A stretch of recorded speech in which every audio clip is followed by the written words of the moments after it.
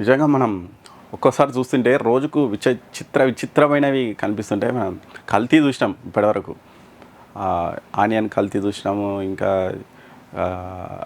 ఏది మన అల్లం ఎల్లిగడ్డ కల్తీ చూసినాం, నూనె కల్తీ చూసినాం, అన్ని రకాల కల్తీలు చూసినాం కదా. అసలు దేన్ని వదులుతలేరు. ఇప్పుడు కొత్తగా కుక్క రక్తంతో కూడా దందా స్టార్ట్ చేసిరంట. ఒకసారి చూడొచ్చు మనం. కుక్కల రక్తంతో దందా చేస్తురంట. అంటే ఈ మధ్య కుక్కలను అంటే పెంపుడు జంతువులను బాగా పెంచుకుంటున్నారు కదా ఈ మధ్య, కుక్కలు పిల్లులు.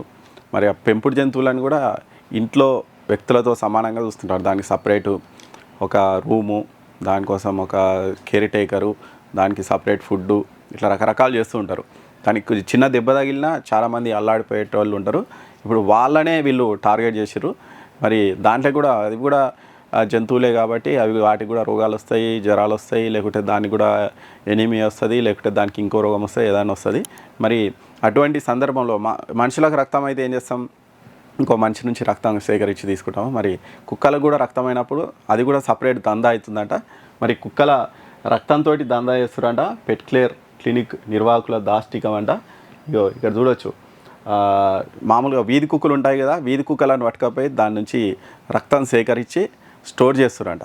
ఆ రక్తాన్ని ఏం చేస్తారంట అంటే కుక్కలకు, అంటే పెంపుడు కుక్కలకు ఎక్కిస్తారంట. సడన్గా ఎవరో ఒకరు పోతారు, మా కుక్కకు జ్వరం వచ్చిందో, లేకుంటే మా కుక్క ఎందుకు కొద్దిగా వీక్ అయిందనో, మరి కొంచెం బాగా క్యాష్ పార్టీలు ఉంటాయి కదా, వాళ్ళు పోయి తీసుకుపోయి ఆ పెట్ క్లినిక్లో చూయిస్తే వాళ్ళు మీ కుక్కకు ఎనీమియా వచ్చింది, లేకుంటే ప్లేట్లెట్స్ తగ్గిపోయినాయి, లేకుంటే రక్తహీనత వచ్చిందో, లేకుంటే ఇంకేదో తక్కువైందో, బ్లడ్ తక్కువైందనో, ఇక రకరకాల కారణాలు చెప్పి బ్లడ్ ఎక్కియాలి అంటారంట.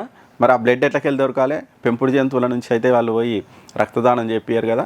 మరి వీధి కుక్కలు ఉంటాయి కదా, వీధి కుక్కలను పట్టుకొచ్చి దాని నుంచి బ్లడ్ తీసుకొని మరి కుక్కలకు ఎక్కిస్తారంట. మరి అదొక దందానంట.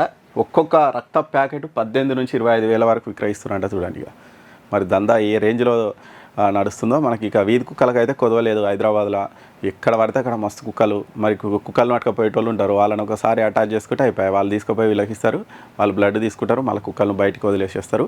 ఆ కుక్కల రక్తంతో వీళ్ళు దందా చేస్తారంట. ఒక్కొక్క ప్యాకెట్ 18 నుంచి 25,000 అమ్ముతారట. మరి ఇక్కడ చూడొచ్చుగో, పెంపుడు కుక్కల నుంచి కూడా యజమానులకు తెలియకుండా కూడా రక్తం తీస్తారంట. అంటే ఒక్కోసారి బ్లడ్ టైంకు దొరకకపోతే ఎవరో ఒకరు వస్తారు, మా కుక్కకు బాగాలేదని. మరి ఆ కుక్కను మేము ట్రీట్మెంట్ చేస్తున్నాం అని చెప్పి ఆ కుక్కల నుంచి కూడా బ్లడ్ సేకరించి మరి వేరే కుక్కలకు ఎక్కిస్తారంట. మరి ఇది ఒక పెద్ద దందా అయిందంట.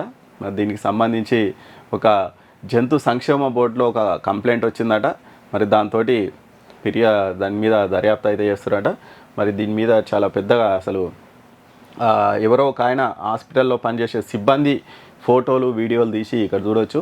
ఇది తీసి బయట పెడితేనే ఇవన్నీ బయటపడ్డాయంట. దాని మీద దర్యాప్తు అయితే చేస్తారట. అసలు నిజంగా ఈ నిబంధనల ప్రకారం ఒక మూగజీవికి రక్తం ఎక్కించాల్సి వస్తే ఆరోగ్యంగా ఉన్న మరో జంతువు యజమాని సమ్మతితోనే రక్త మార్పిడి జరగాలంట. కానీ మన హైదరాబాద్లో అవన్నీ ఏం లేవు.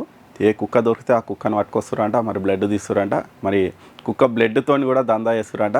అంటే నిజంగా ఒక్కోసారి అనిపిస్తుంది, అసలు ఎవరిని వదలరా, అసలు మనుషులేనా వీళ్ళు అంటారు. కానీ మనుషుల కంటే అన్యాయం అయిపోయారు. అసలు జంతువులు అంటాం మనం, కానీ జంతువులు కావు. జంతువులు బాగానే ఉన్నాయి, వాటికి నీతి నియమాలు ఉంటాయి, అన్నీ ఉంటాయి. మనుషులే చాలా దారుణంగా తయారయ్యారు. దేన్ని వదులుతలేరు, సాటి మనుషులను వదులుతలేరు, పక్కనున్న జంతువులను వదులుతలేరు, వేటిని వదులుతలేరు. ఇట్లా అన్యాయం చేసి అక్రమంగా సంపాదిస్తున్నారు చూడండి.